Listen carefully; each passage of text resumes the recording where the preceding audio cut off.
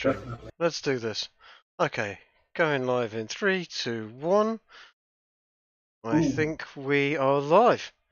Okay, welcome yeah. everyone. I wonder if anyone's watching, apart from me just commenting on my own stream.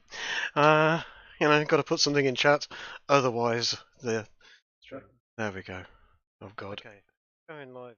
And as always, I can now hear myself. We are live. Christ. Right. Okay. Echo. Rogue, happy to have you on the stream with me this time. This is the first time you've been on this stream with me. I don't know if you've been Oh, on one yeah. before. Yeah, cool. Well, welcome. Anyway, we're going to be talking about something that was brought to my attention. I've known about it for a while, but someone sort of raised a few issues about it the other day in the server, and that was about the Tesla cars and other electric motors having a slightly nasty tendency of incinerating themselves at random points. So middle of the night, setting themselves on fire, taking the It's the house new with them. Tesla. It's a new Tesla feature called autonomous carburization. Yeah, yeah. And I was just thought, well, we should talk about this because there's a lot of people spending quite a bit of money on these things, and there's quite a lot of people wandering around being very smug about themselves, going, "I drive an electric car, don't you know?" And I just wondered whether or not these things are actually anything like what they're cracked up to be, and whether or not there's an awful lot of noise about them, and whether they actually do any real good to the environment and society in general.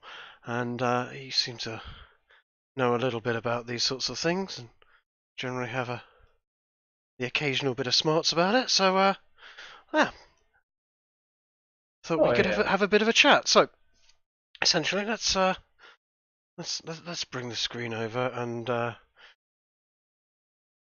This is what I was sent the other day. It says, "Are electric vehicles a fire hazard?" This is an old article from 2013, but as far as I know, not a lot has changed in chemistry since 2013 that's going to make that much difference. Because lithium, I remember from my school days, was one of those things that your teacher would say, "Don't throw the lithium into that water, Trig. It will go bang."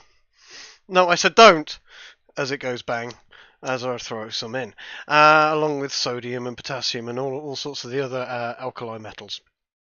Um, Well, at least it wasn't my situation where, I put a whole 10 grams and it ended up lighting the lab's fan on fire because of fumes. nice, nice. You have to try these things for yourself, is what I say. I mean, you probably get done for being a terrorist or something nonsensical these days if you tried that in a chemistry labs. But you know, better days perhaps in those days. But yeah, it's it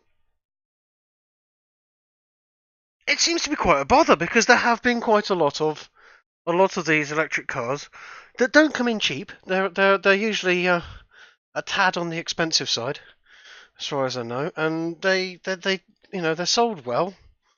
People sort of tell me how wonderful they are, and then Well, you see well, I them. mean, when people spend a lot of money on their jewelry, they usually say, "Oh, this is quite an investment." However, mm. They seem to burn well as well, don't they? oh yeah, well, they burn well than a diamond. They burn much better than a diamond. Yeah. Oh, well, because you know, anyone who's a chemistry, nerd or buff would know that lithium is quite reactive, Mm. and anyone who's followed Tesla for the past, how long have they been making this car? Oh, gold. It's got to be 10 years. It's got to be 10 years, if not more.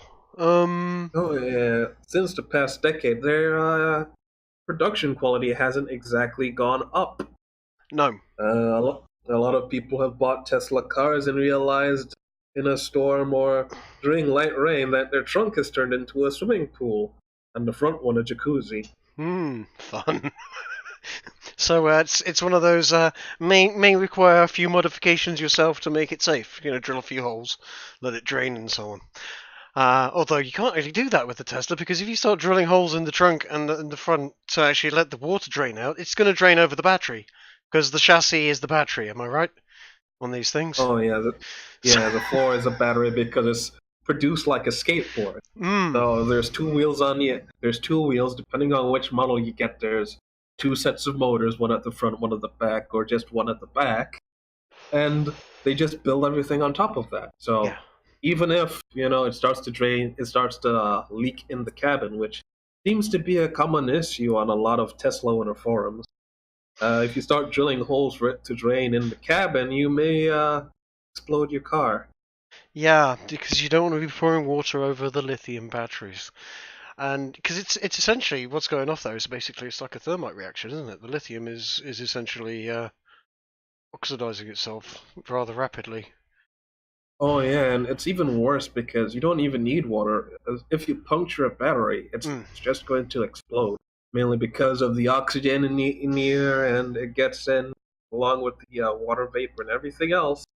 We, And not only does it react with the lithium, it reacts with the electrolyte, which yeah, holds all the energy. that's it. You've got the lithium and the electrolyte, and then there's a barrier in between. And yes, if you puncture that and this, and you get a free flow of essentially electrons between the two, it's it's a catastrophic runaway reaction at that point.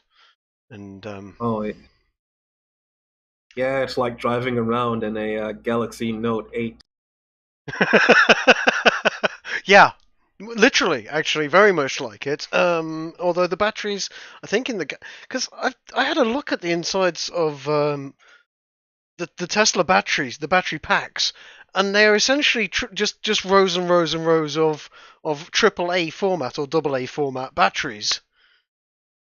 More specifically, it's the format of the batteries that they use in battery packs for laptops. So they're Right. using laptop batteries. Just over and over and over again, rows and rows and rows of these things bolted, packaged together into big blocks. Oh yeah, it gives them one advantage, which is they can make it very modular and failure rate. You can absorb a higher failure rate because you can just skip one battery and it doesn't affect the capacity. That Yeah, when the however, batteries have stopped working, that is, not when they've caught fire. I mean, I remember. uh, Do you remember back in the day? There was, I think it was Dell and Sony laptops had a sort of an issue with turning into jumping oh jacks, where the oh batteries would yes, pop, yeah, they would leap off the oh desk. yeah, the old nickel cadmium batteries. Yeah, yeah, and that was when I was like, hold on a second, batteries, batteries never been the safest things in the world, but even those were iffy. But now they're on lithium.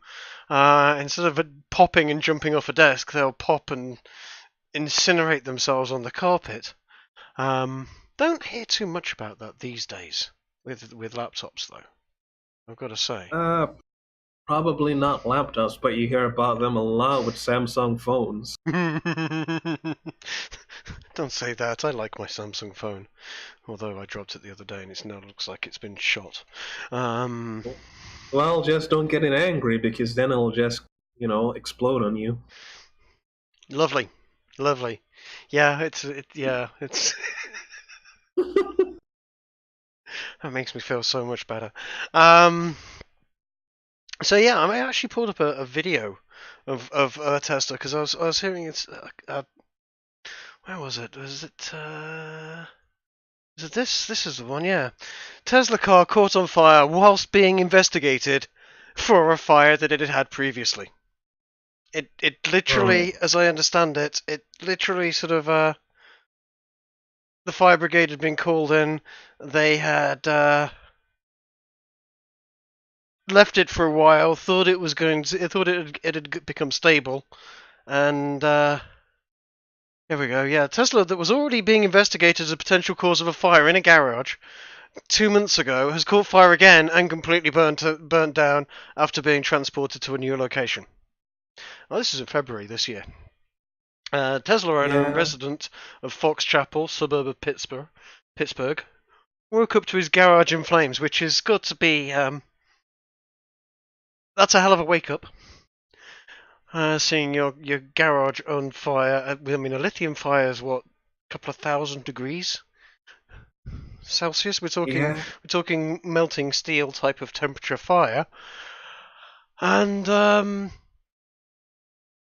fire brigade were called to control the fire, and of course, what are they going to do? Pour water on it? Not a good idea. So they couldn't pour water on it. They basically left it, as I remember. Here we go. Yeah, for a couple of hours. Decided that it was stable. Decided to load it onto the back of a van or a truck to actually take it away. And Fire investigation took a oh, turn. let's not. Why that vehicle? Oh, we're going to get a copyright strike. Somebody else's comment. Where is it? Here we go. Crews tried to get it under control, but it ended up burning.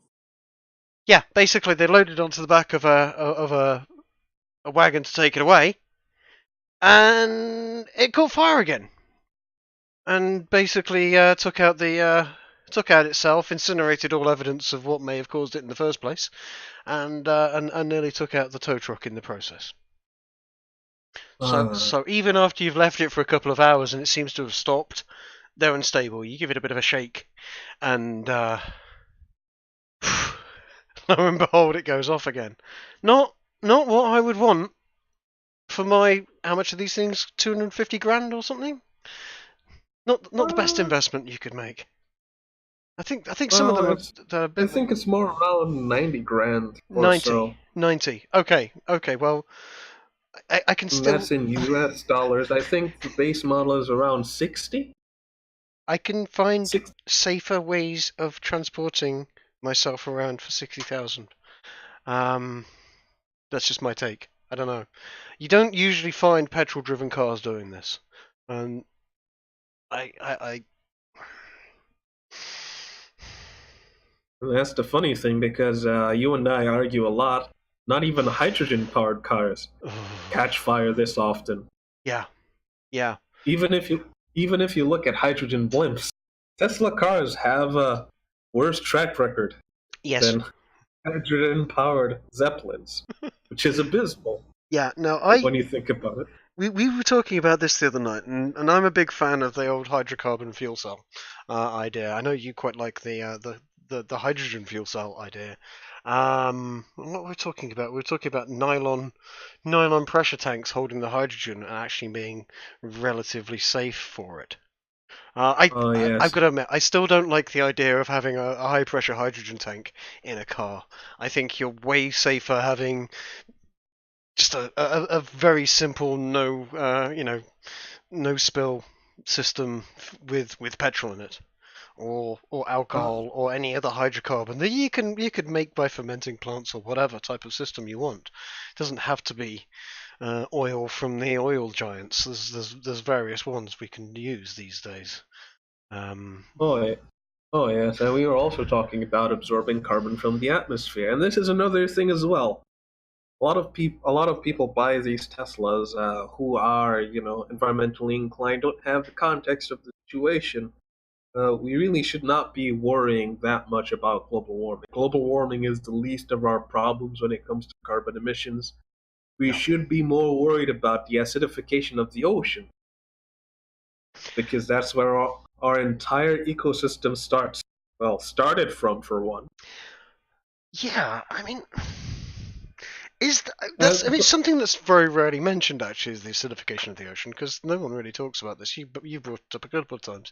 It always struck me that there's an awful lot of ocean, and it's quite a well buffered system with all of the various chemistry that goes off in the ocean. That turning the pH or lowering the pH of the ocean in any significant way would be difficult, to say the least.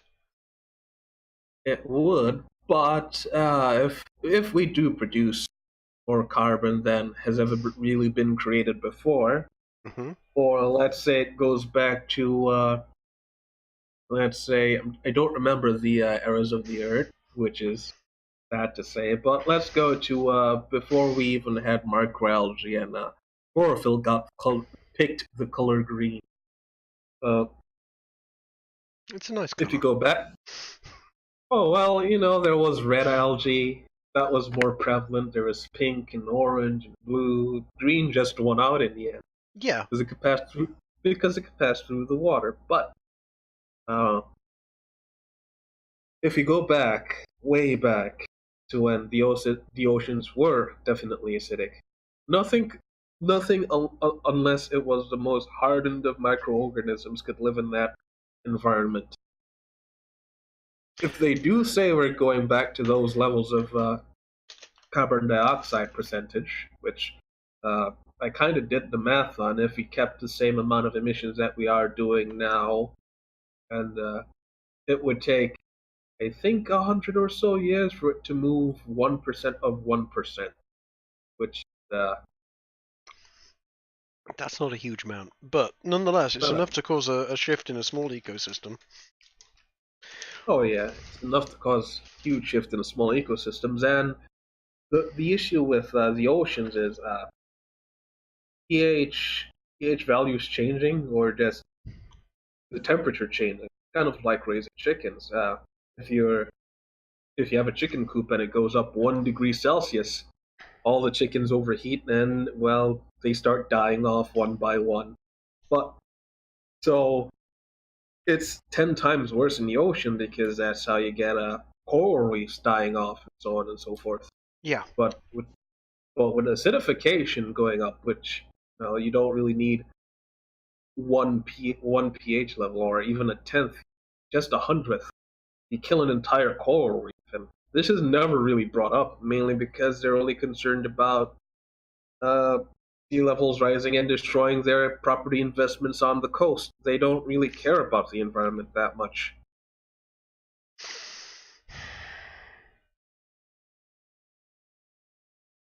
And that's the Yeah. major issue. Yeah. Just people pretending to care. And it's rude to tell them no, you don't really care, because then you're trying to put motive to feelings, which is difficult to do. Well, that's it. I mentioned to you earlier. I've got a friend of mine that's looking to buy a Tesla, and it really does come down to he wants to buy a Tesla because he wants to show everyone that he's doing his bit for the environment.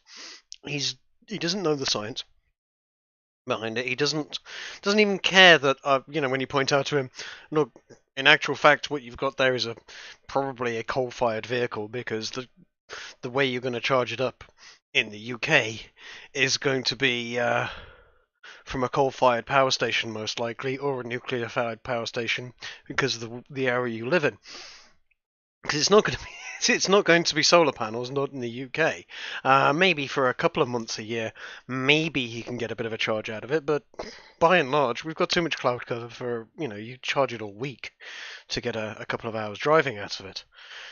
So it's going Not to. to mention that, not to mention that because of all the cloud cover, you're going to end up with a swimming pool for, I don't know, 10 months of the year. Uh huh. Uh huh. And yeah, that takes us back to having a car full of water when it's powered by lithium batteries. Terrible idea. I mean, you yourself posted a whole bunch of photos with where is it? Here we go. Diesel generator charging up a Tesla. Oh yeah. So that's a nice eco-friendly car you got there, charging up with your diesel generator. And I don't know, people don't see it. Oh, my favorite is still the home generator one. Yeah. Oh, But yeah. and they always say, but it's the infrastructure. Even with the infrastructure, no one is going to want to wait a whole hour to get their car charged No. just to get from point A to point B. I could understand it as something that you only use in the city, or you only use, between two towns, but a lot of people don't use their cars for just that. If you're using your car for just that, if you want to save the environment, don't get an electric car, get a bicycle. Yeah. Yeah. Not And only would it be good for the environment, it'll be good for you as well. even then, you're still, even with a bicycle. when it comes down to it, you've still got an engine that's producing carbon dioxide powering the bicycle. You're breathing carbon dioxide. You're pedaling really, really hard. You're breathing out. You're burning energy, and you're breathing out carbon dioxide. It's and Oh, definitely. we're pretty efficient, but we still generate a hell of a lot of carbon dioxide. I mean, it's the moment you start having a bicycle with your wife, your kids, and some luggage on the back of it. A, you're not moving very fast, and damn, you're breathing hard. And, It all and comes not to down. mention, it'll start to look. Not to mention, it'll start to look like India as well, because that's a famous thing. Yeah. Yeah, little pedaling tut tut type thing. Yes. Um, by and large, it all comes down to you're taking in carbon fuel, you're burning it in a generator, and you're producing carbon dioxide and water. Whether it be you and me doing it, or it's a car, or it's a power station, it's all carbon dioxide. But I don't know. I don't know. It's a crazy. It's crazy how much people don't Oh, actually understand about the actual science behind it, and the governments love it. They've got their carbon tax, which is another one. I'm not quite sure how paying more in tax is supposed to save the environment, but governments really love selling that idea of a carbon tax. They don't. well, partially it's to de-incentivize, but it's never used in that method. No, it's just used to inconvenience people. And it's not the developed world that's producing most of the world's carbon. It's developing countries. Uh, some It's Chinese people watching this may take offense to saying China is still a developing country. no, but it's China and India as well. Those are the two are producing. China, India, and lots of places in Africa and the Middle East, Yeah. South America. Uh huh. It's not exactly the developed world because they already went through the Industrial Revolution for one, and two, already saw the effects of smog. So Mhm. uh, things to deal with smog and pressing issues such as particulates in the air causing people to die early deaths are already dealt with in Well, Europe and it's the funny. United States and Canada. Yeah, funny you should mention South America because I think South America, certainly Chile, is second in the world for producing lithium. The batteries, the component that goes in the batteries, and they know all too well that it's not just the actual batteries; that the actual process of mining them and everything else is violently toxic to the environment unless it's done in very clean methods, which is expensive. Oh yeah, and that causes the electric cars to be expensive. And is the electric car really all that worth it? I think we should really be looking into methods if carbon emissions are that much of an issue, which some it may be because of ocean acidification, and all of that other stuff, not global warming that is no. always being spread. Oh, they love global warming. You know, Oh yeah. who was I was talking to someone the other day about global warming, and they were giving me the whole lecture on carbon dioxide, and they knew everything about global warming and why it was going to be the end of the world in 12 years, etc. Because they'd been listening to whoever. 12 years. Is 12 this years. another Al Gore thing? It was a bit like that, and I asked them a simple question: do you know what the world's most common greenhouse gas is? And they were like, yes, it's carbon dioxide. I was like, actually, no, it's not. It's H2O. It's water vapor is the world's biggest greenhouse gas, and it's And if something. you want a stronger one, you go for methane. Yeah. So but methane is a very very small fraction of the actual gases that are causing. Oh yeah. It's But a it's still quite strong. A yes, greenhouse. but Carbon essentially dioxide is cloud very, very. cloud cover creates the most greenhouse effect and water Oh vapor in the yeah. atmosphere, and we can actually control that way better than we can. I mean, CO2. You get some people going, it's the gas of life. It's what trees live on. And yeah, a fair point. The reason trees grow is because the carbon dioxide is taken in, and that's where they get the carbon from. They get the nitrogen from the soil, they get the carbon from the air, and they build themselves a cellulose structure. Bingo, tree. But Yeah, simply planting plants and other methods of removing CO2 from the atmosphere is pretty. But yeah, H2O is the biggest issue. We with the greenhouse effect. There's an awful lot of And people. you know, and Sorry. there's a lot of places that don't have enough H2O that Oh we yeah. can be, turning the water vapor in the atmosphere into water for them to drink, Mm-hmm. which is kind of sad because a lot of these methods are scams, which are just Yeah. big AC units that condense water in a very inefficient way, which doesn't solve the problem. It creates more water vapor. And create. 'Cause, Oh yeah. yeah, which and the other thing as well, you could also use large algae farms to deal with this issue, or even have a nuclear reactor that powers a station that absorbs carbon from the atmosphere Mm-hmm. and turns it into something else. This is something I always say as well. We only call it pollution because we don't know what to do with it yet. Yeah, yeah, absolutely. I was talking to Ez. In fact, I did a live stream about it a while back, sort of touching on this subject of perhaps trying to reverse the deserts in the Sahara and Australia and perhaps America as well. There's huge tracts of basically desert land that is creeping and creeping and eating up arable land or potential arable land. And the really the only thing you need to do there is put down lots and lots of essentially blotting paper or used nappies, etc., and get water to it, and then plant something like hemp, flax, whatever, and start growing plant life on there, and you'd reverse the desert. And Yeah, the moment you start doing that, you're actually creating a sink for carbon dioxide out of the atmosphere, drawing that in, and reversing the greenhouse effect in the process.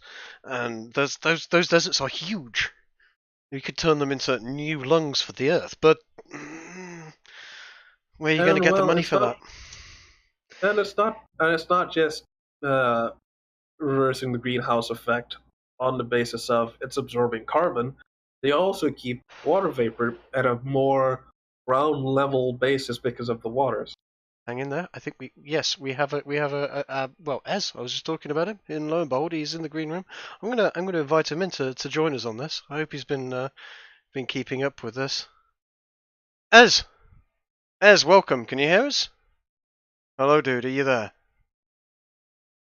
Oh, Silence. he's muted. It helps if I unmute myself. It does. It does. It does. Happy to have you on board for this. I was just touching on our old conversation about reversing the deserts and perhaps using that to lock in some carbon from the atmosphere. Hmm. Oh yes, I remember that conversation. Yeah. Yeah, that's one way of doing it. The best way you could do that, I'd imagine, would be what do you call it? Solar induction, wind induction tower things with greenhouses under them. Yeah. Yeah, Algae that would Because, work as well. algae farms in the greenhouse because algae is one of the best ways of absorbing carbon. is it now? I didn't know that. Oh yes, algae. Algae.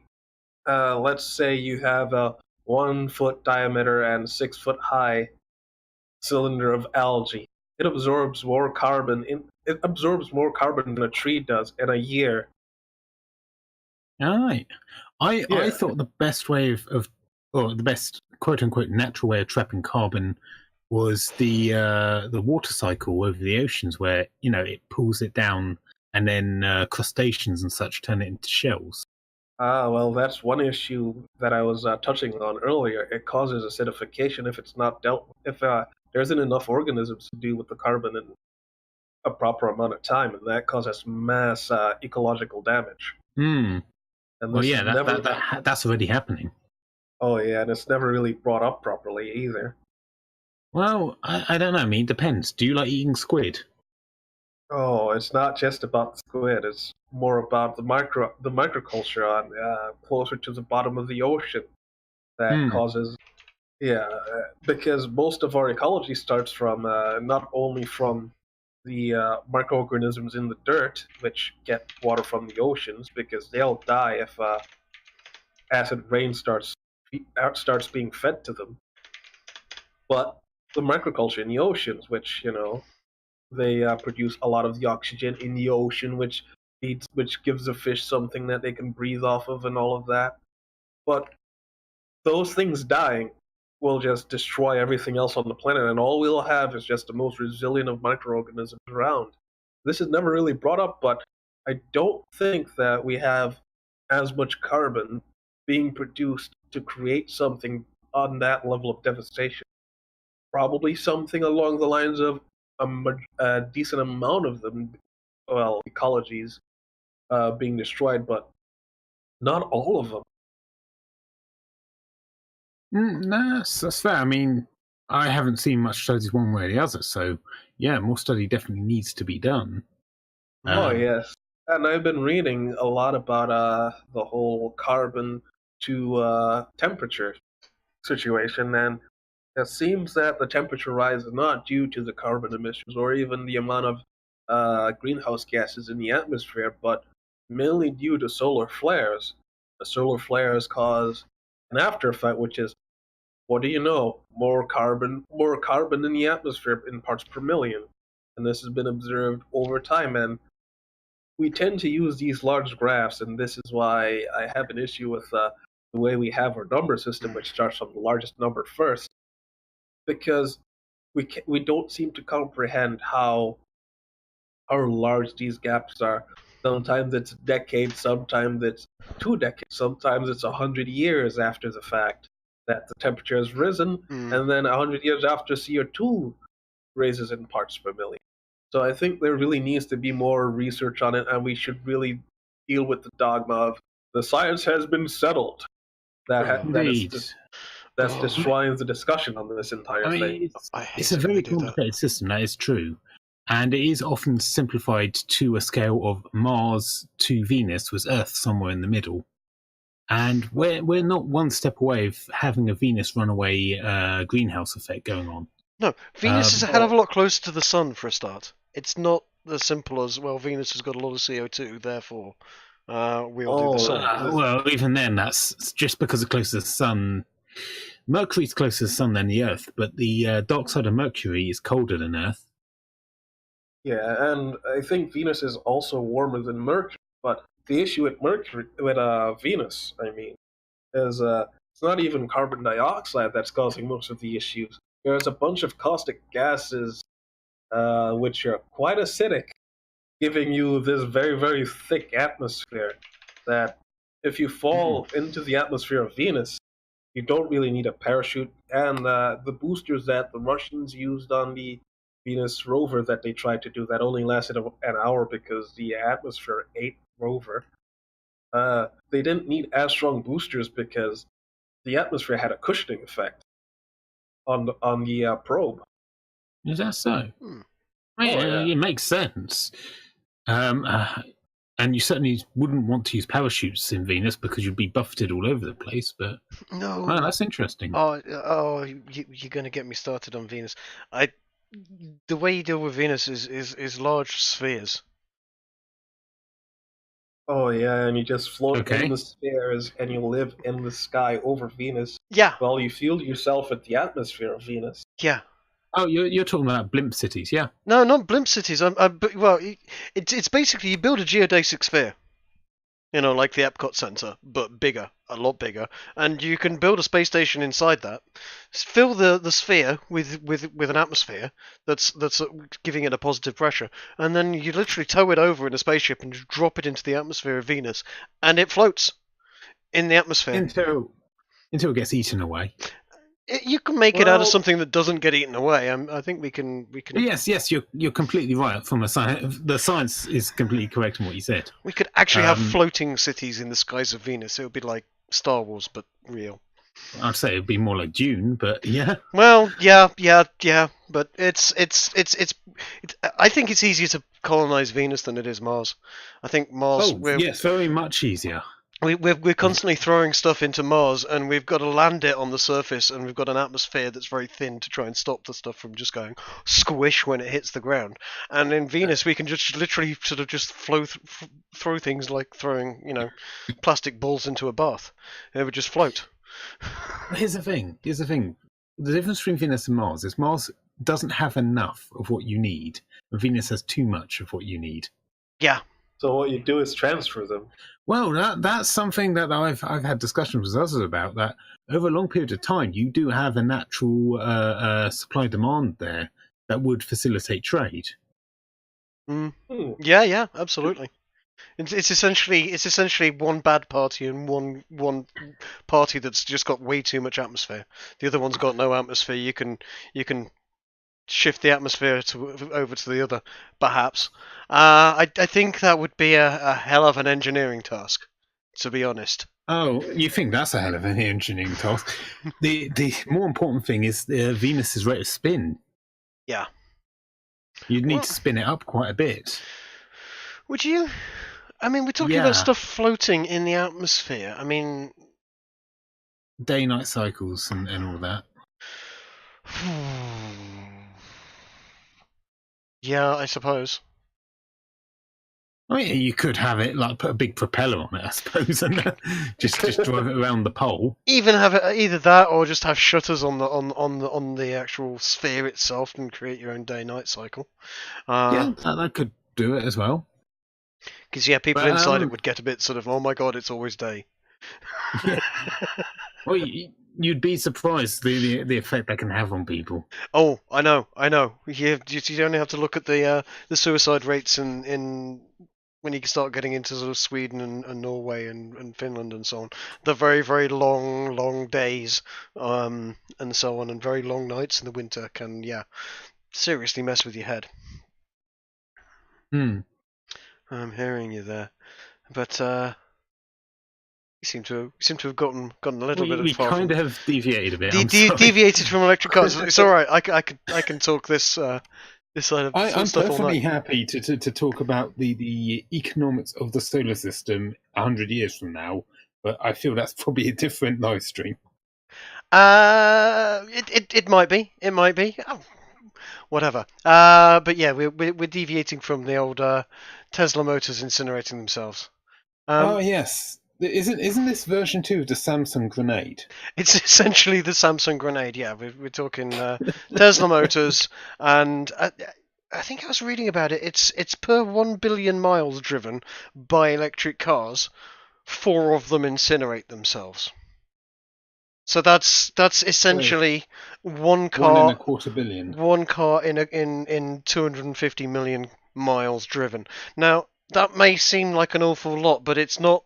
It's not 4 cars driving 1 billion miles. It's many cars all driving 1,000 miles, and then one going whoomp into flames. And which whole is that's way higher than internal combustion motors or engines. That as well. Yeah, way higher. Yes, though the Hindenburg coming down was definitely a more dramatic scene. The humanity. But yeah. It was a dramatic scene, but there was only a few of those. It's not a statistic like the amount of Tesla cars catching on fire. If I remember my history right, no one actually died from the Hindenburg coming down because it was in dock at the time. No, there were people. Why? There was loads of people died in the Hindenburg. Hold on a second. I'm not. It was. I'm pretty sure it was in dock at the time, though. Like it was being refilled. I think the Hindenburg. I think Ez is correct. Maybe only 1 or 2 people died who were in the dry dock at the time, but it wasn't actually fully loaded. I know that much. Let's see, May 6th, 1939. 1937. 1937. Oh yeah, that takes me back. Good old days. 36 fatalities. Oh yeah, 36. 13 passengers, 22, and 1 worker on the ground. But it wasn't just the hydrogen. 97. Yeah, it wasn't just the hydrogen in the Hindenburg that was the big problem. The Hindenburg was coated in an interesting paint, an interesting choice of paint. Zinc based? No. They painted it with a mixture of aluminium and iron oxide. Wait, what? No. Yeah. No. Uh-huh. So not only did they go cheap on the getting hydrogen instead of helium. Oh god. Yes, they had actually Yes. painted. They painted the. Let's see if I can find it here. They basically painted it with a thermite paint. The whole of the outside was coated in thermite. I did not know that bit. You didn't know that? Oh my god! No, No. It was. Yeah, let's see if I can find it. I'm sure Wikipedia has got it. Now you see when you Okay. put it like that.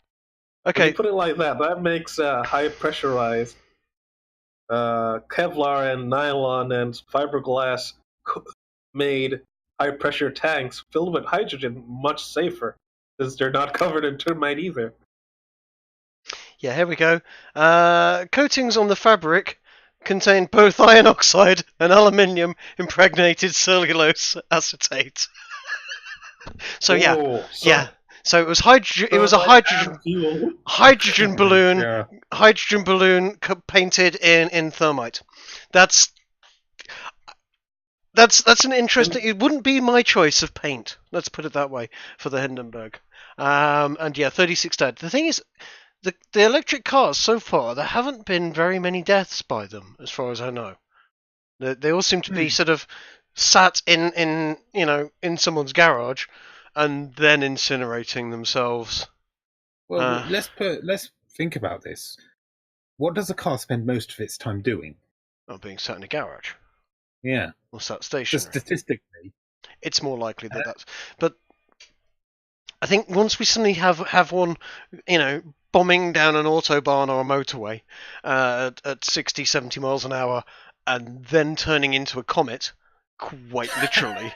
I don't know if it has, because you think if it's actually pulling energy, especially at high rate, would it be able to turn into a fireball? Because it's all about the energy available. Well, I have something to supplement it with, and it's the fact that smartphones are killing people because of explosions happening with the batteries. Whilst they're being used. Every one of those I've read has also been when the phone is not actively being used. Oh, no. That is minimum power draw. Exactly, minimum power draw. Because there's it's very, very, for these types of lithium polymer batteries, it's a bad idea to have them fully charged 100% of the time. Yes, that's true. I just want to go back to my analogy, though. Just want to say, if I am right that there's a lower chance of it, combusting if it's under high load, does that mean we've just come up with a new updated version of the movie Speed? Oh. It's like you can't slow down. I overcharged the batteries.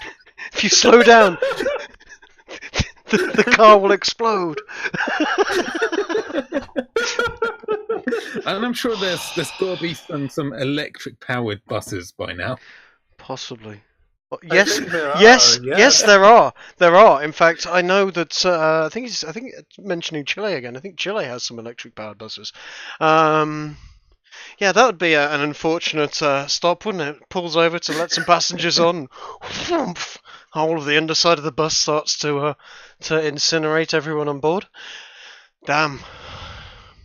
Yeah, because you'd want to get out of that bus pretty sharpish.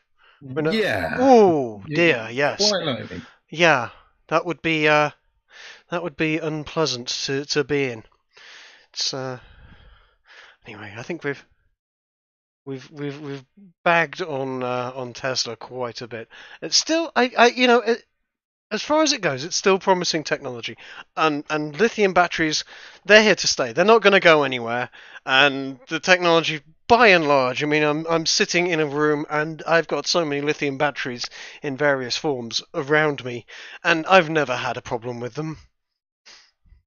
Okay, just as long as you don't start shoving them into a bandolier, I'm not going to be afraid.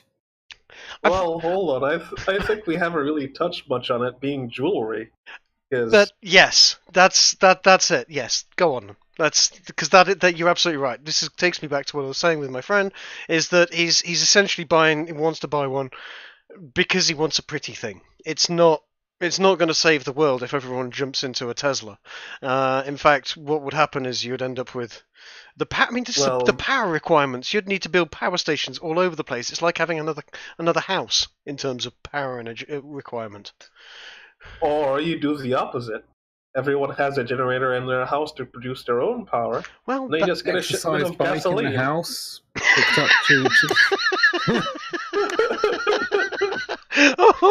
oh boy, that's some peddling. I did actually do the math on that a while back. Is if for a standard like modern phone to get fully charged would be about half an hour on the bike. Oh, Half an hour. it's got to be more than that. No, it is actually only about half an hour on the bike. It's so much so that there's a company, I forget its name, who installs exercise bikes with USB sticks in airports, so people can charge their phone. It's got to be more than that because it takes at least half an hour, maybe more, to charge up a phone from flat from the mains, and the mains is giving a much higher. That's fair. I'm talking about the amount of biking work needed to generate the energy. The energy flow is a different question. Yeah, the energy flow and the efficiencies, because I was about to ask you about those. Yeah, that's a lot of pedaling. What are you feeding your person on the bike here? I mean, that's going to be. Well, look, we've got an obesity crisis in the West anyway. I mean, people could use to lose a few of their jelly rolls. Yeah. It wouldn't help you, Trig. What? It would. You're too much in shape. I'm not. I've definitely got a bit of belly to get rid of. I've been enjoying the occasional beer, perhaps too occasionally, of late. Craig, stop fat shaming the rest of the UK. Well, they should be. They definitely should be. Don't you're gonna let's get back onto the Teslas are jewelry, but though before we move on, because there's a few things I want to have a quick laugh at that's just happened recently in the UK that we can have a bit of a giggle at to wrap up. But before we do that, what you were saying, they're largely an expensive shoes. Expensive. Oh yeah, and they degrade over time as well. It's not as if you buy it like regular jewelry or even clothing, which has more utility and will last you many, many years. Teslas may only last you 10 years because how the battery degrades. So maybe not even that long. It won't last you 10 years, dude. Maybe it lasts you only 3 years because of the amount of charging and discharging you're doing. As a matter of fact, it might even only be 1 year since it's laptop batteries. Yeah, I was going to say my phone, and I've known smartphones and laptops, as you say, you get a couple of years out of the batteries and then you have to replace them. A Tesla, even if we're talking 3 years and then you have to replace the battery pack. I mean, I'm sure you can recycle those batteries quite effectively and strip the lithium out of them and rebuild them and whatnot, but. But the amount of energy to recycle it is a lot higher than just building one fresh.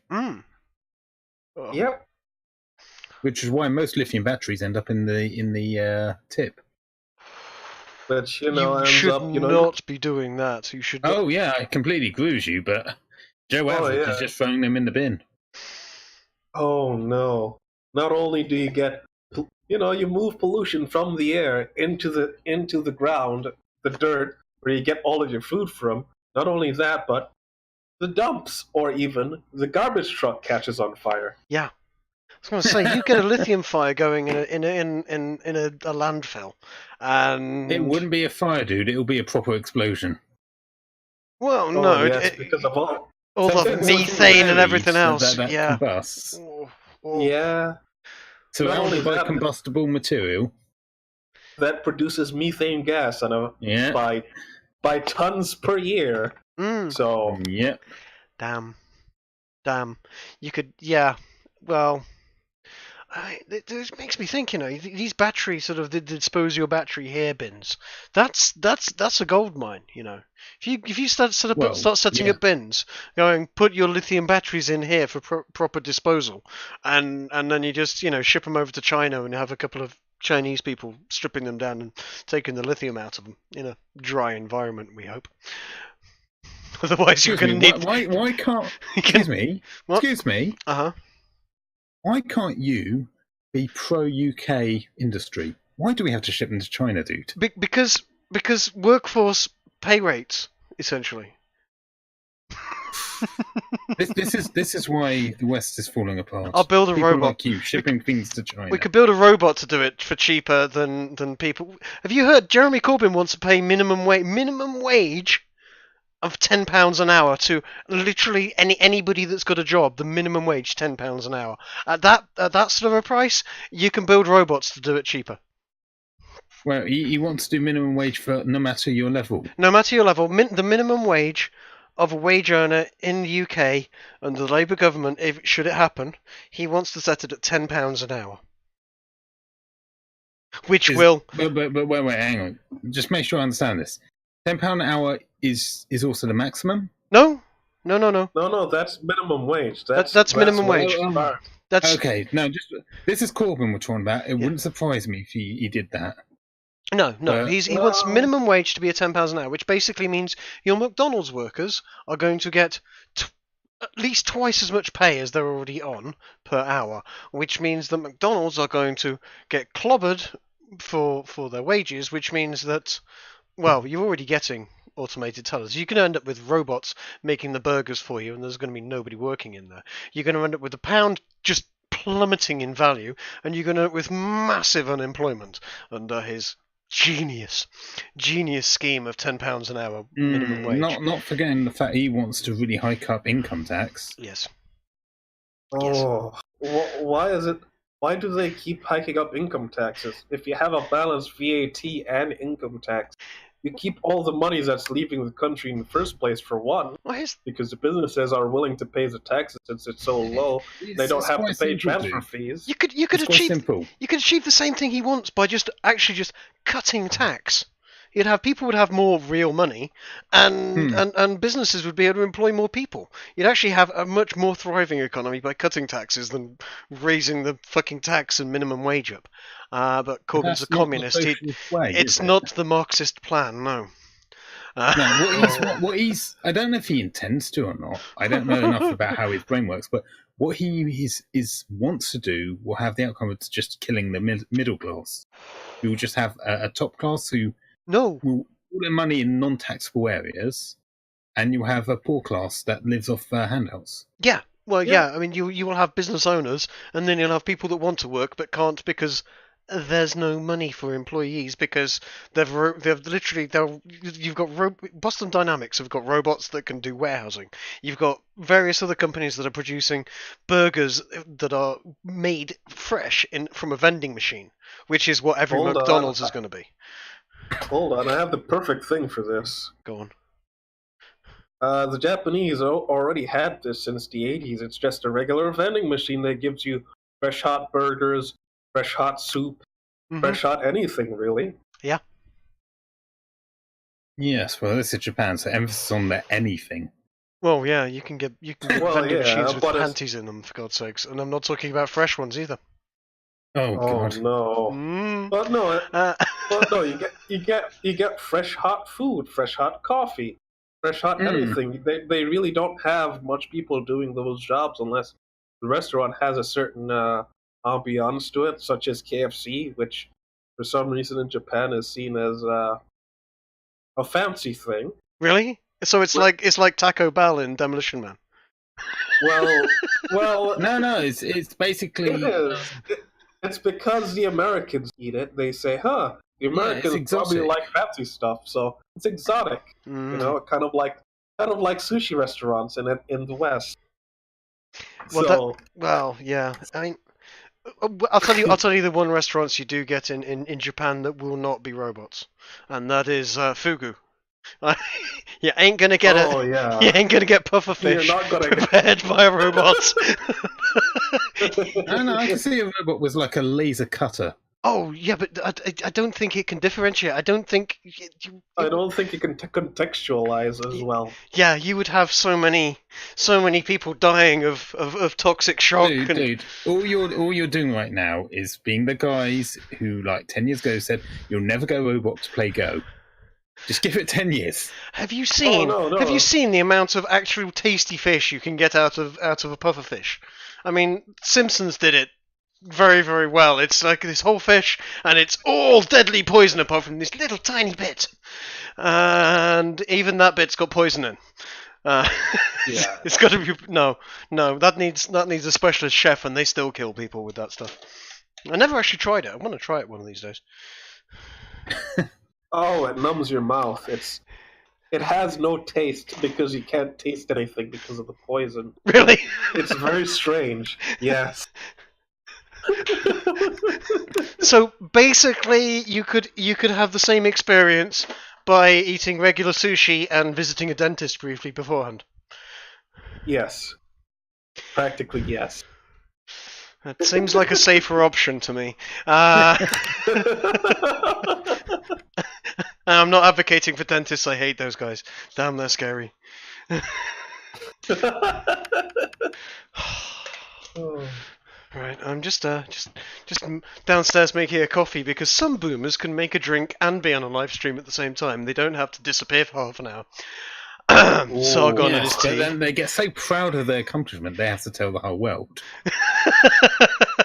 It's because...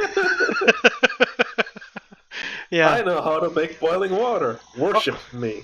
I'm not even doing that. I'm literally putting a capsule in a coffee machine and pressing a button. Dude, don't sell that short. The number of youngsters who do not know how to boil water. Oh, don't. Oh no. Did I ever tell you the story that of when my sister first went to uni and one of her flatmates tried to boil water? How do you fail to boil water? She was trying to boil water to make something, or some sup or something, I don't know what. And then she called my sister and said, come down, I think there's something wrong with it. The water's making funny noises. And my sister goes in and is like, it's bubbling. It's supposed to do that. and then later, the same youngster, I'm trying to be polite, managed to scold herself a bit with it. And my sister's like, quick, put it on the cold water. And she said, no, I'll just put a plaster on it. But this is how it is. This is why young people vote Labour. I mean, when I went to uni, it wasn't much better. No. There were people who would have their mum bring like a whole week's worth of food every weekend for them because they couldn't prepare any themselves. Well, my roommate right about now squeezes toothpaste in the middle rather than at the end. So What? Oh, What? that's evil. That's damn. What? That's death is too good for these people. but yes, this reminds me. Wasn't there also a drive for the anti-knife campaign so that you don't need to buy a knife? You can take your vegetables to a cutting center. Yeah. They'll cut your vegetables for you. Wait, for real? Yeah, this is the English insanity at the moment where Wait, that's happening this week. no. That was a few years ago. I think 2015 thereabout. Because I called that straight after the potato peeler incident. Yeah, that's yeah. They would make it so you don't no, you don't, you can't make your own food anymore. You have to order it in because having a knife in your home will get you arrested. The absolute state of the United Kingdom and the political class. I mean, we had that guy wanting to, what did he want? He wanted RFID chips in every knife. In every knife handle. Oh. He also wanted to ban the sale of knives with points on the end, which means you won't be able to do anything with meat.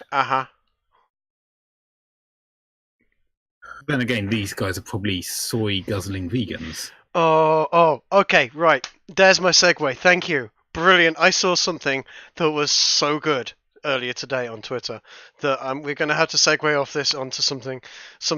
This is the most ridiculous thing I have seen in quite a I think I know while. what it is. Um, It's hilarious. I don't know if you saw this, Rogue. There was a thread on Twitter earlier today, and here we go. Oh. I love my Soylent lunches, but these new square bottles are going to kill me. My hand is raw after trying to open it. I almost gave up and went without lunch. People who are drinking Soylent are now so feeble they cannot even open the Soylent bottles. Oh, I've been following stuff like that ever since it came out, where they need wrenches and these bottle opening mechanisms just to open the bottles so Yep. that they can have lunch. Yep. And they're all either very, very skinny or have these well-groomed beards for no Have reason. you seen in the pictures? Their hands though are so soft. It's like they haven't worked a day in their life. Oh, no calluses or anything, just pure. Here's the thing, guys. Here's the thing. There's a gap in the market here right now. If we can come up with a device that they can plug their Soylent bottle into that opens it for them, we could make a mint. Oh no, here's an even better one. You make something like the Juicero, but it's only for Soylent. The Juicero. Oh, I'd almost forgotten about that.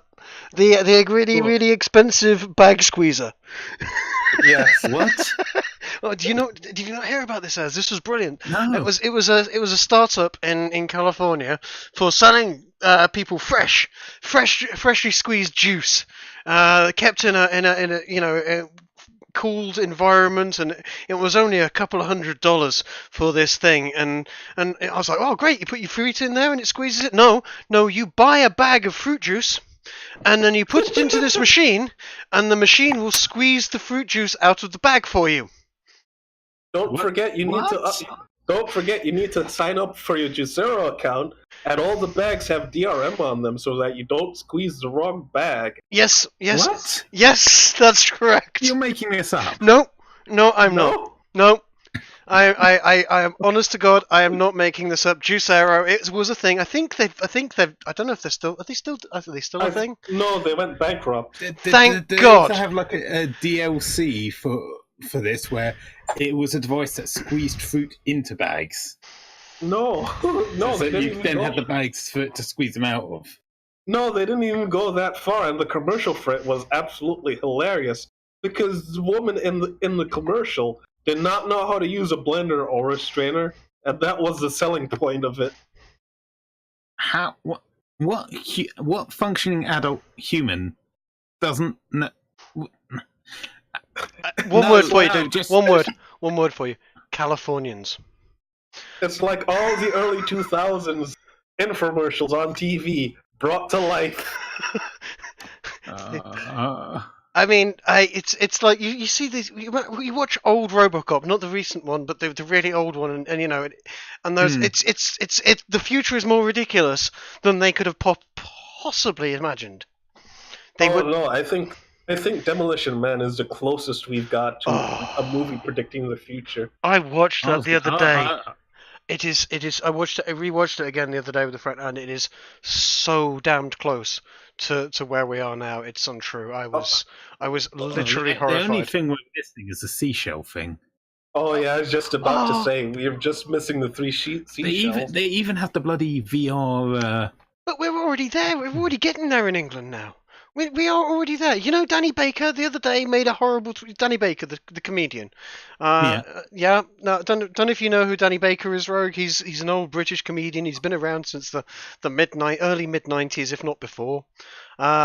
He's classic BBC comedian, fairly middle of the road. Not that funny. Big on football. Generally, fairly run of the mill. Made a tweet the other day, and well. Here we go. Let's see if we can get this up for you. Here's a picture of the tweet. It was with regards to the royal baby that recently Meghan Markle and Harry have had, and he tweeted out a picture.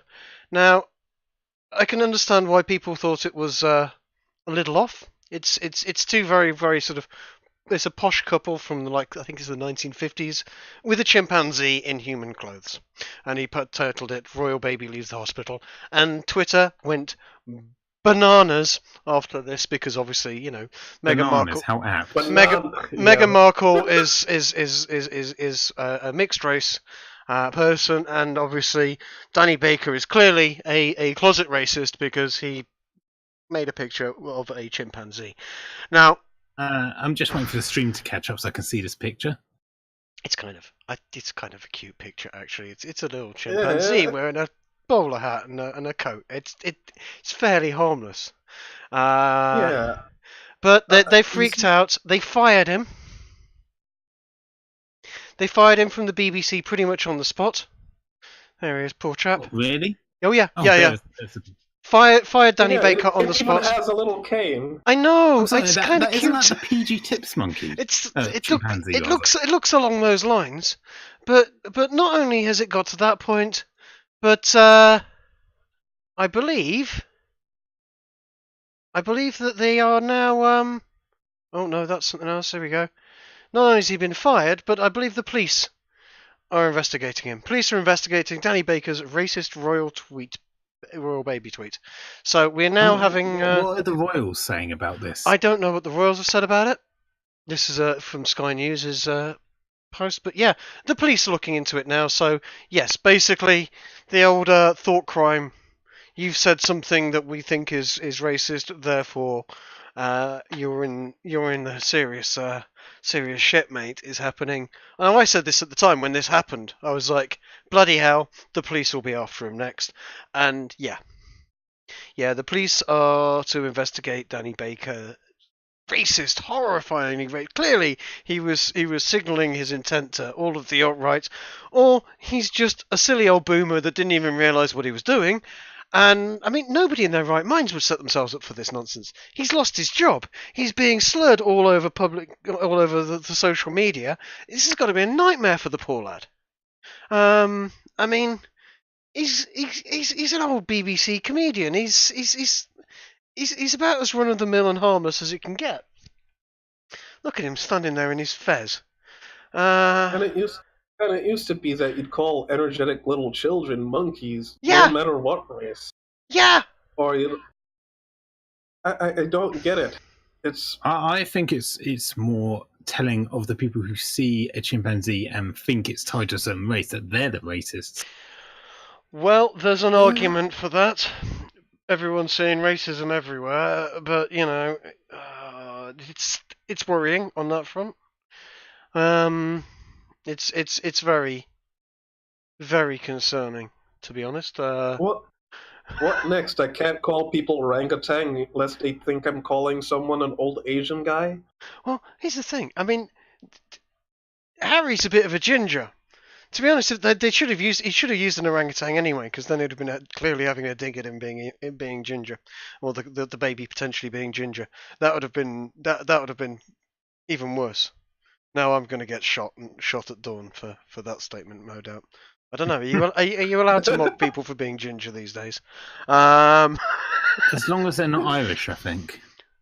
What? I can't mock the Irish? Oh. No, because the Americans get upset. Oh, what does the world come to? I mean, seriously, if you can't... I don't know. So, yes, the police are after Danny Baker because he made an inappropriate tweet. Christ. Now this is the same thing as the OK sign or the thumbs up. Oh, God. Yeah, they're already saying the thumbs up means 1488, so... Did you see the mad lad earlier? So there was an absolutely mental tweet I saw earlier. This was proper edgy stuff. I'm gonna have to bring this one up for you guys to see because I don't know if you spotted it. It was put in the server earlier today, but let's see if we can find it. All right. This just keep in mind we're lagging behind, so just background noise maybe. I'm going to put it across now. I'm going to give it a few seconds to catch up there. Overwatch, you know the game Overwatch? Yeah. Oh yeah. Overwatch League posted a comment, and weren't they the ones who banned the OK symbol yes, from their tournament? yes. Yes. Now, are Even you though some of their characters actually make that gesture. yes? Now, are you seeing this video? Yes. Okay, I'm seeing this.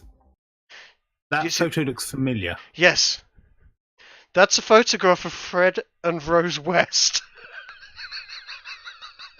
Do you know who Fred and Rose West were? They were serial Weren't they? killers. No. They were serial killers that killed people and buried them into into the basement and Into the cemented back. over them. Oh no. That was somewhere up north, wasn't it? Yeah. Now, I shouldn't laugh, and obviously sympathy goes out to all the people that these horrifying monsters murdered, but yeah. Overwatch, shout out goes out to all the, my mum can't be with us right now, but I know she'd be happy knowing that Shock are doing so good. And then picture God. of Fred and Rosemary West. Oh, God. No. The absolute madmen. The absolute madmen. And Overwatch League posted that out on Twitter. Have they apologised? I don't know yet. I don't know. Because like, this is where it comes down to. Is like, if they just let this slide without an apology, you see where their allegiance really lies. The absolute madness of that is far worse than someone doing an OK hand signal. That is so. I mean, I don't know whether to laugh or cry that's happened, but yeah, that happened. That's a thing. Oh, God. Yeah. Jesus Christ. Yeah, they sent out a tweet. Overwatch League features and sent out that tweet. And obviously people on Twitter were sort of laughing about it, actually. Every comment I was reading was, oh my Well, god. the outrage mob don't have the context to know to be outraged on this one. It's... oh, what next? It's like having Manson on there. Or something like that. I mean, Fred and Rosemary West were proper monsters. I mean, they were killing people, burying them in the basement, and cementing over them. It was proper dark stuff that was going off there. And I don't know if Frederick West's still alive and in prison. I know Rosemary West killed herself, and got off lightly in the process, as far as I'm concerned. But yeah, that's a proper monstrous tale of something very bad that's happened in the recent past in England, and there's someone being edgy on Overwatch with it. Peak edginess, perhaps. And that's the thing as well. We've lost the ability to laugh at macabre things, and this kills comedy because I the haven't. basis of comedy is always tragedy. Yeah, absolutely. Yep. It's horrifying, and then someone uses it in obviously a juxtaposition such as that, and it's funny whether you like it or not. It's funny. Yes, it's going to make people go, "Oh, Jesus!" But yeah, that was funny. Jesus is why you laugh. Exactly. Exactly. Right. It's exactly like that South Park episode about AIDS. It's like, is it long enough? Are they funny now? Okay. Oh no. You know what? I think we're going to get close to wrapping up. There's a few little things, but there's something I think we should see, because I found this a while back. And this is an old commercial. This is an old commercial from something that was running in the 1980s. And I just want to get your reactions for it, because this was an actual thing.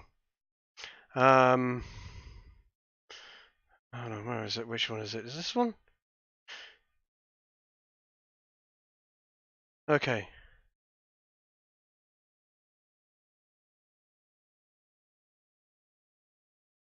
Let's see if I can cue this up. Have we got that there?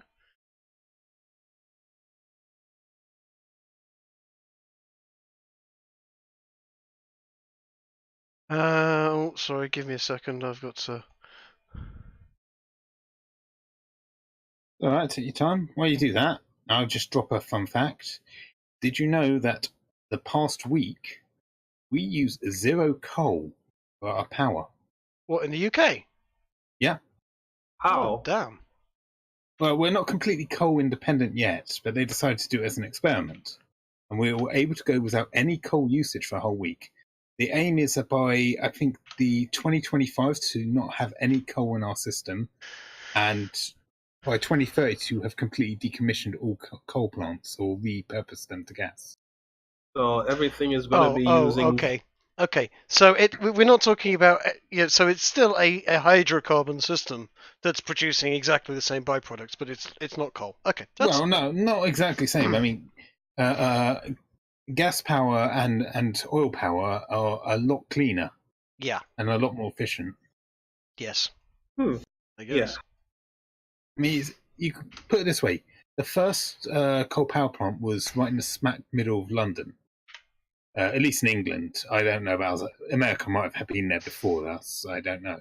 But anyway, there's a reason why London was known for the pea soup. Why? Pea super is basically what the locals called the smog. The famous London smog. Oh, so they call it pea soup. Yeah, Yep. It was called pea soup because it was so thick that if you held your hand out, you wouldn't be able to see it.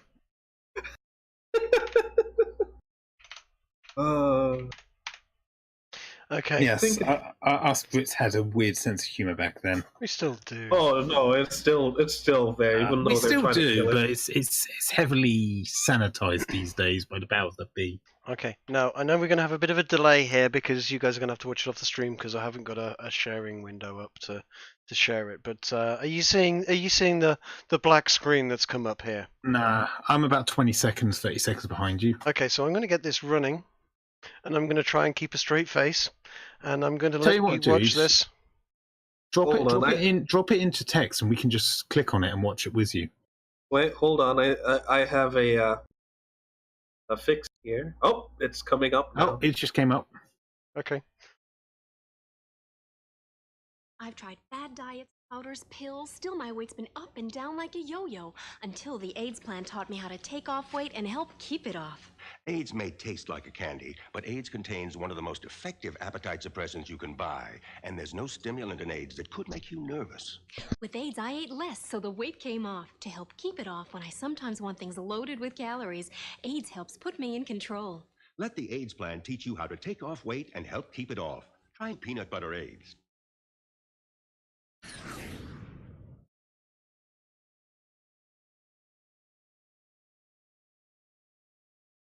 Oh no.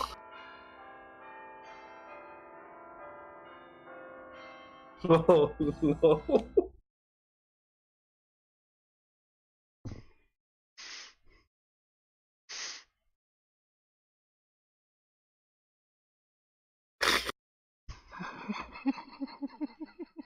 Oh no. Oh. Try peanut butter flavour today. Oh no. With the AIDS plan, I managed to lose that weight and keep that weight off. That has got to be the worst named product I have ever heard. That was 1982, and yeah. Oh, gee. I don't have words.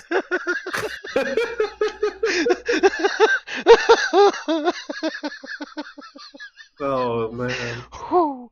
Yeah, that was a diet pill from the early 80s. And clearly the marketing campaign and marketing people hadn't realized what was going off at the same time as that, because yes, the AIDS diet was a thing in the 80s.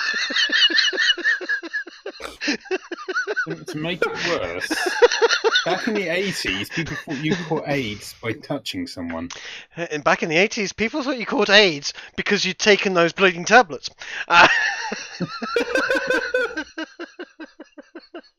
Yeah. So, I have to ask though, as someone who has the wisdom of the ages, Trig, Mm-hmm. did it work? I don't know. I never You were tried there. AIDS. I was there, but I was I never tried AIDS, to be You honest. had the perfect opportunity. You You know, could have done it for science. there I was watching this advert thinking AIDS. Well, that might be quite good stuff. And then there's sort of this big star and that big star and this other big star all seem to be dying of AIDS, and I was like, they should take that stuff off the market. That stuff's dangerous. Well, you're not wrong. Whoa! Oh, so the active ingredient for it is benzocaine. Interesting. So they didn't get shut down because of the naming convention. They got shut down because they were selling cocaine in a box. Well, that is Well, a good way of losing weight, I guess. if they'd said that, that could have been a selling point for some people. Carefully stepping around that one masterfully. Probably some of the same people that already had AIDS. Right. Anyway, what else have we got for before we completely wrap up? People have been throwing milkshakes at people. Carl Benjamin And fish. And sardines. and sardines. You know what? They should have thrown a kipper. It really should have been a kipper, in my opinion. No. Because they should have thrown it. Should have just slapped him with it. yeah, well, I mean, yes, absolutely, because slapping Well, that people would with a have to fish. be a red herring. But yes, yes, but I mean, he's a U-kipper, isn't he? It should have been a kipper, surely. But, no, they're not smart enough to know how to formulate puns. Have you seen the types of jokes Marxists make on the internet? They're always I know they're bad. always loaded with paragraphs. I know their memes are terrible. Have you seen this one? This hot, sexy looking stick insect with a bad head. I don't know what that is. I don't know if that's male or female these days. I can't tell. Is throwing milkshake at a bus because At a bus. at a bus with Gerard Batten's face on it. Because stunning. Oh, what I is think that's a guy. I'm not. what is that? I'm not sure. I'm not sure. What is this? I think that's a guy. Is it? What? Is that a transgender person? Is it an ugly? Transtrender, more like it. I don't know anymore. I don't know. Kids today, I don't know. I just can't tell the difference. Not when they're that. They look like that. No, I can't tell. I mean, somebody threw milkshake at Tommy Robinson, and ever since that happened, they've been milkshaking everything. I don't know. So these people are what, in favour of white power? I don't get it. I'm not quite sure why. They're using milk. Yeah, I think as someone was saying this the other day, that the only reason they can think of is that it's not assault to throw a drink on somebody. I'm not sure. It is assault. I'm not sure if that's true or not. Yeah, I think it could be. It is actually assault. It is. Okay. Well, cool. In that case, it's these people crime. Throwing it at a bus is fine. That's just. But no, they threw milkshake and a fish at Sargon. I'm sure that he can take that. I'm sure that's not the worst that's ever happened to the big man. But yeah, Big man. the very big man. Although, bless him, he is kind of on the solids at the moment. I hear so. Well, latitudinally, latitudinally, not longitudinally. Definitely not longitudinally. No, he's even shorter than I am, and I am not a tall man. But yeah, no, that's it. Yes, they've been throwing fish at Sargon. I don't know. I don't know if there's anything else. Do we have a picture of this fish? Of the fish. Let's see if I can find a picture of the fish. It was. I saw it posted somewhere. I'll have to look around for it now.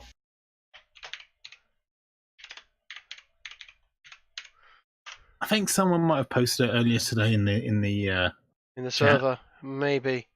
Oh, hold on.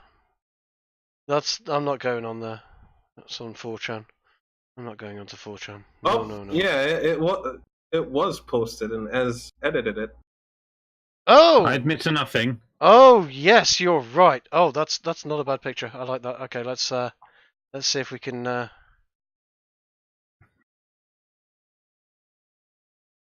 Nicely edited, sir. Nicely edited. I approve. Oh, I have not even begun to edit yet. That pose is asking for so much meme magic. Let's see if I can. Oh, it should have been "This is bait." Off. Off. I'm gonna have to make that happen.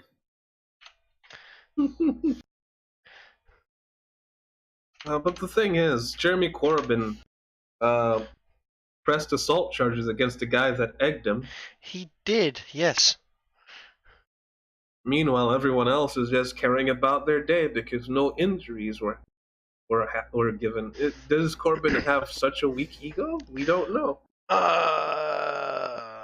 Corbyn does not like anybody showing any sort of discontent towards him. Yes, there is the picture of Sargon experiencing an assault by fish. And yes, they notice me, senpai. Speech bubble. That's kind of what happens at any meetup that Sargon goes to. Actually, it's just lots of Sargon. Oh no. So yes, that happened. You know what? I've got to say, I kind of slightly approve of throwing fish at people. It's kind of Monty Python-esque. It's got that, so ridiculously silly. It's untrue. Although, they're only tiny fish. I mean, surely, if you want to really get your message across, you got to frisbee a place in there or something.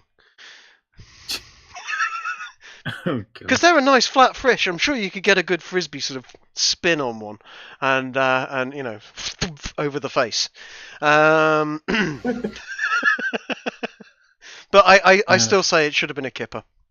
Oh my god. Oh dear. Okay. The puns are coming out. I think we're gonna have to. I think we're gonna have to stop now before we need punishment. It's the funny thing about Corbyn and the egg, though, is I've heard it quite a few times now. Corbyn is just a regular guy. He's not that well off. So everyone who's a pro Corbyn tells me this, and they say it's like the reason he's getting so upset is he only has one suit. And I'm sitting there thinking, Corbyn's pretty well off. He's quite rich. No, he's a man of the people. He takes the train. He takes the metro. He takes the bus. Have you seen? The weird thing is, there's always someone there to take his photo when he's on the bus or the metro, and it's always very, very well edited. So it's funny, that, isn't it? Have you seen the comments in the chat? No. Just have a quick look with regards the commercial that we played a moment ago. I think Diablos' comment there deserves an honourable mention. Damn, dude. AIDS popular in Africa. Damn. They were pretty lively. Whoo! Okay. I think on that note, I think we should close it up before we get shot at dawn. Thanks for coming along. It's been fun. I don't know if we've got anything else, and if we have, we will talk about it soon. And so, if there's anyone actually still watching it, thanks for watching. And thanks everyone. This has been it's been fun. Been an hour and a half. I think we've done well. All right. Take care. I'll see you all soon.